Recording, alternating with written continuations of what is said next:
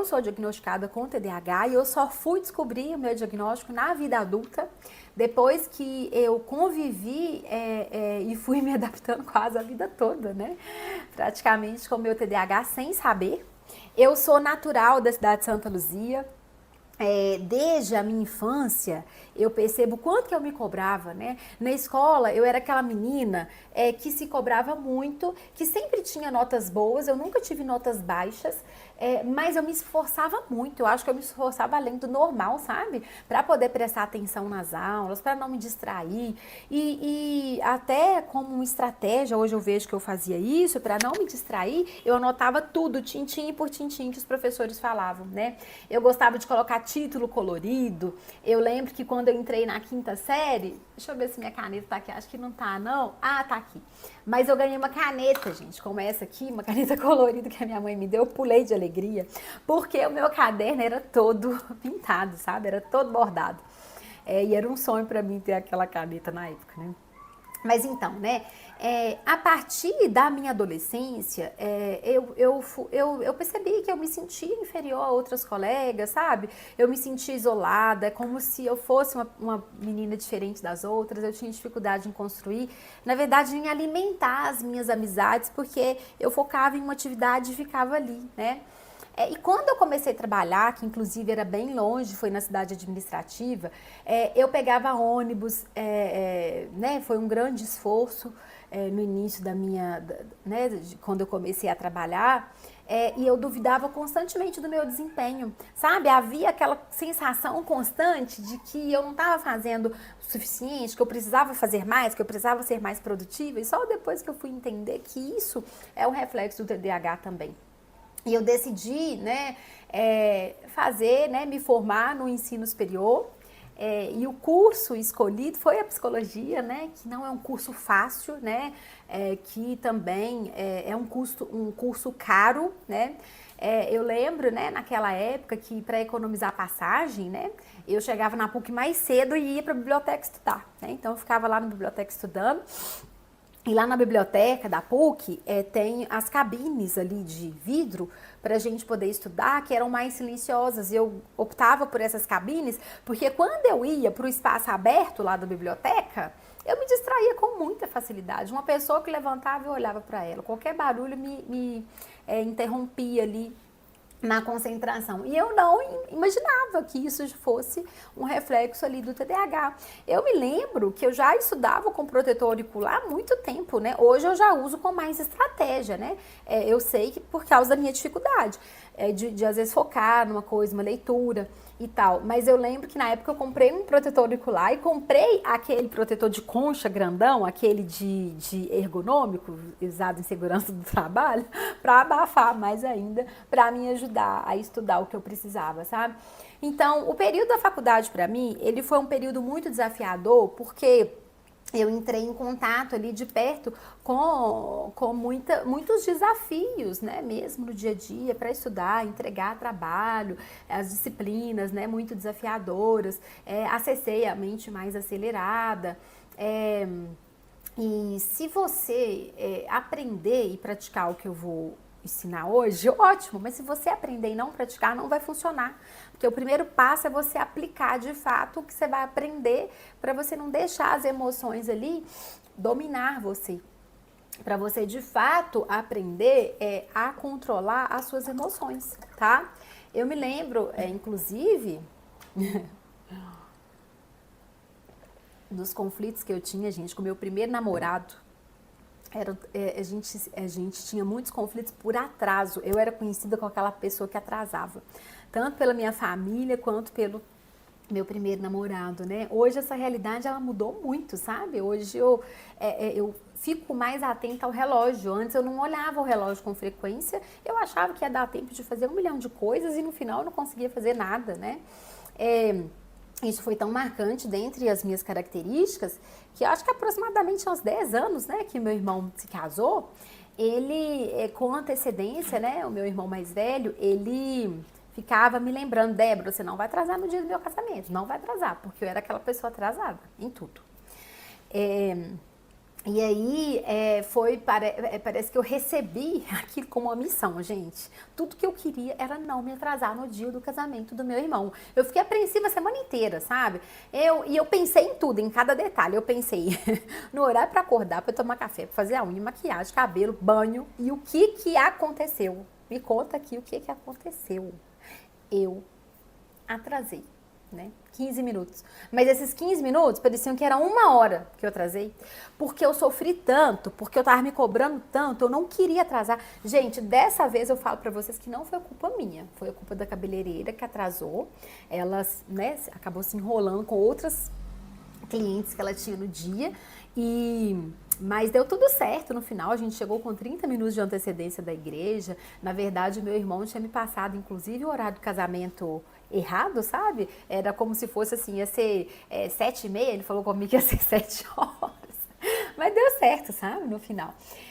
Então, assim, eu já havia recebido muitas recomendações, né? E eu cheguei lá em casa já chorando, com a maquiagem toda borrada, com medo do julgamento, porque eu imaginava que ele iria brigar comigo, mas foi até engraçado que ele me tranquilizou naquele momento, né? Mas eu lembro também, no final da minha faculdade, uma das minhas professoras, minha orientadora do TCC, né, Isabela, uma professora muito querida, ela percebeu como que eu estava ansiosa. Eu acho que ela percebeu algo diferente ali em mim. E ela me indicou, falou, Débora, por que você não começa a fazer terapia? Por que você não procura um profissional para te ajudar? Eu falei, mas por quê? Eu queria até entender por quê.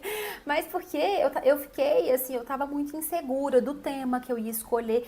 Só que a minha insegurança era maior que os outros alunos que ela estava acompanhando, porque eu queria tudo perfeito e eu acabei paralisando ali na escrita do projeto e isso causou um sofrimento grande em mim. Então, eu precisei de um suporte nessa época também, sabe? E foi no curso de psicologia que eu comecei a entender melhor meu comportamento, meu cérebro. E só assim eu passei a me entender melhor, sabe? Eu ainda não tinha o diagnóstico de TDAH, né? E eu comecei a reparar lá no curso de psicologia que eu já tinha um modo de funcionamento ali peculiar, que era meu, né? E mesmo não sabendo, eu já aplicava algumas coisas ali na minha vida, talvez de maneira inconsciente, que me ajudava a amenizar, a maquiar também os sintomas do TDAH, né?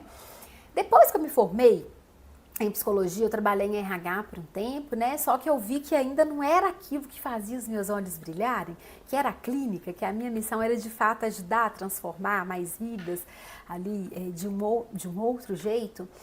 E no atendimento clínico, eu já trabalhei em diversos casos, né? E eu passei a perceber muitos pacientes que, assim como eu, assim como você, também sofriam com sintomas do TDAH. E aí, cada vez mais eu fui me especializando, fazendo curso de pós-graduação, de mentoria, que me consumiu muito dinheiro, foi um investimento muito alto que eu fiz, continuo fazendo até hoje, né, na minha formação, mas que eu não me arrependo, que vale a pena, né, porque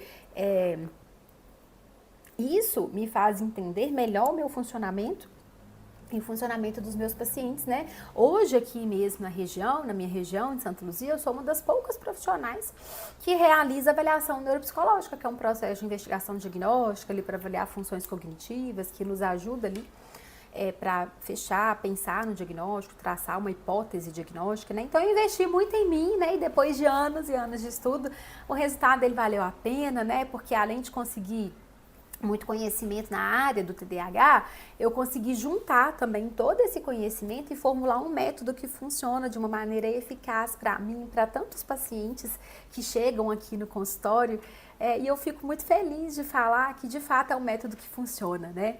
Depois disso, né, que eu tenho uma plena consciência que se eu tivesse todo esse conhecimento que eu tenho hoje, toda essa experiência profissional, prática, se eu tivesse essa ajuda e esse incentivo que eu estou ofertando para vocês aqui gratuitamente, com certeza a minha vida ela seria bem diferente. Ela seria bem mais fácil, sabe? Para ter lidado com o TDAH no dia a dia. Então hoje a gente vai ter um conteúdo muito bom, mas assim como eu fiz, eu quero que você faça, tá? Que não é deixar para depois.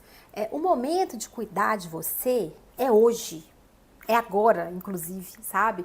A minha vida mudou e muito para melhor depois que eu resolvi, sabe, levantar o tapete, colocar as questões à prova, perceber perceber o quanto que essas situações, elas atrapalham ali minha rotina, elas atrapalhavam muito e elas não me permitiam viver, sabe, uma vida mais leve. Era tudo sempre muito caótico, sabe? E eu precisava fazer muito esforço ali nas tarefas. Eu não vou ensinar para vocês estratégias que eu li, que eu repassei, sabe? Eu vou ensinar para vocês, eu vou mostrar estratégias que eu aplico no dia a dia, aqui no consultório, que eu aplico na minha vida, que eu adapto, que eu tenho diversos pacientes que se beneficiam com um pouco do que eu vou compartilhar com vocês até a noite. Um pouco, porque não dá para falar tudo, senão a gente vai ficar até amanhã de manhã aqui, né? O que eu quero, né? É fazer isso, fazer mais momentos assim pra gente ir se transbordando. Então, presta atenção nessa aula, eu tenho certeza que você vai ficar muito grata, né? Por esse passo importante, que é pro seu bem-estar. E finalmente romper com o ciclo, sabe? De viver de qualquer jeito, de aceitar pouco, de aceitar ali viver com pessoas que você não precisa viver. Gente, tem uma mosquinha me perseguindo aqui, ela tá participando aqui, né, do nosso evento. Mas então, o TDAH, ele não precisa ser pesado, sabe? Algumas pessoas vão até dizer assim, ah, mas eu não sei se eu tenho TDAH, Débora. Que bom, né? Porque se você é uma pessoa que não tem TDAH, você além de conseguir, você pode acreditar que vai ser mais simples e mais rápido, mais prático, tá? Pra você. O processo, pra mim, ele foi um pouco pesado, sabe? Mas eu tô aqui pra que o seu não seja, viu? Eu sei também que é difícil você não seguir ali o que a maioria das pessoas ao redor consideram normais, sabe? Parece que você pode se acostumar com aquilo que é ruim. Sabe aquela sensação de você continuar vivendo ali no piloto automático? Escolha não seguir a manada. Escolha conhecer você melhor, escolha entender o que você quer e não o que a sociedade quer ou o que a sociedade desenhou para sua vida. Escolha tirar os prejuízos do TDAH, sabe? Como eu disse, debaixo do tapete, para você poder aprender, de fato, a lidar com o TDAH no dia a dia.